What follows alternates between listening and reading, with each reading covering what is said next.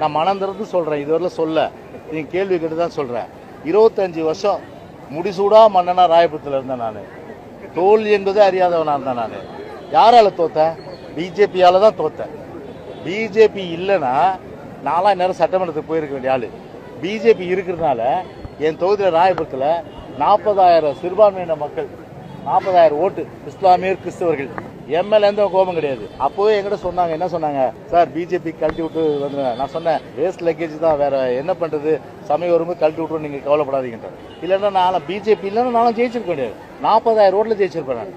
அப்படியே வந்து இப்போ பிஜேபி இருந்தனால என்னாச்சுன்னா, நான் 0ல இருந்து நான் ஓடுறேன். அவங்க வந்து இப்போ டிஎம்கே வந்து 40லேருந்து ஓடுறாங்க. அப்போ யார் முன்னாடி போவா? இதுதான் காரணம். அப்போ ஒட்டுமொத்தமாக பார்த்தீங்கன்னா தமிழ்நாடு முழுக்க பார்த்தீங்கன்னா 2019லையும் சரி 2021 சரி நாங்கள் தோத்தது பிஜேபியால.